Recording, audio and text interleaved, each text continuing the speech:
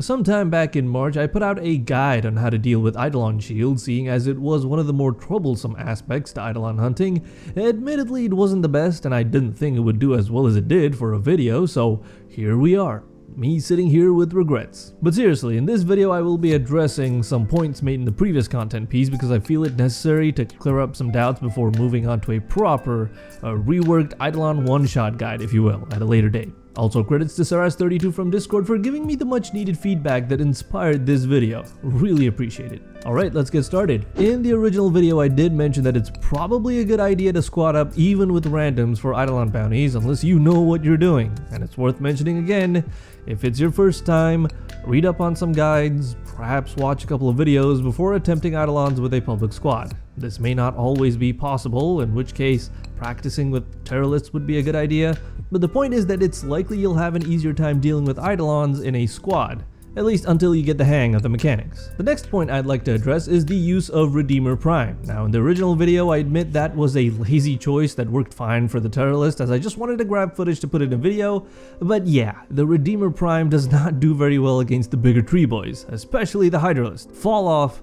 is real with this weapon. Instead, a Vastilok or Sarpa for armor stripping would be a better bet. Fact is, I used to use the Sarpa a lot, but these days, I'm not gonna lie, I'm just too lazy to try and carefully reduce a Hydralist's armor while it showers me with acid, and taking care not to strip it completely cause that would be a bad thing due to the damage type bonuses. A sucky excuse, but yeah, you'd probably take down an Eidolon much faster with a Sarpa and Rubico Prime combo than with just a Redeemer Prime. Another melee alternative would be an Exodia Contagion equipped Zaw, which I wholly recommend as it is extremely useful even outside of Eidolon bounties. Here's a sample build utilizing the Dokram, but hey, if you've got a Riven for a specific part, check the disposition and see if you can make use of that to build something else that is better overall.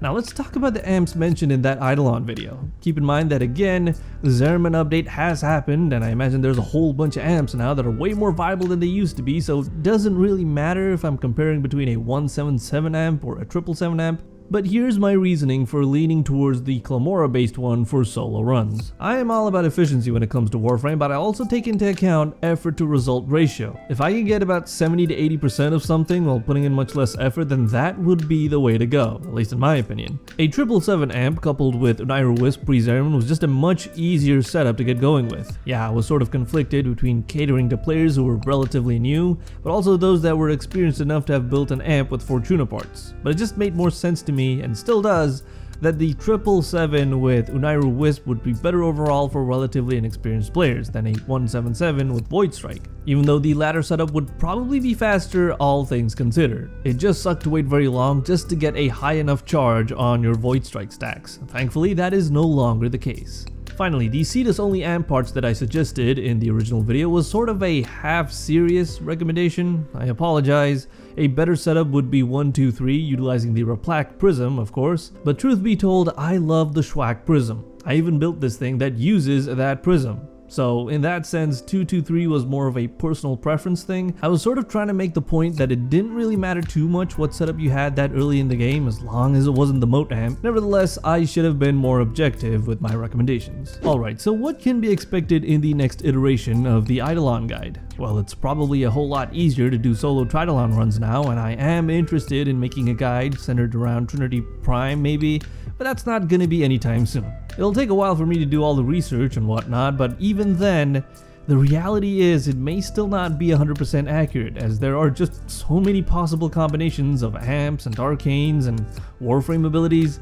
It's just difficult to cover absolutely everything in a video while taking YouTube's algorithm into consideration. I will try my best, of course, but these videos are only worth a certain amount of time investment. I've said this in the past, the channel's not really self-sustainable. You guys could help out by joining the Discord server and subscribing to the Patreon, I suppose, but yeah.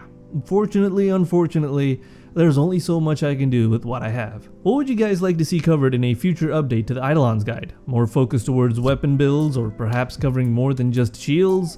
Let me know down in the comments. You can always join the Discord server as well to leave your feedback there, but otherwise, I'd like to thank you guys for watching this video. Have a good day.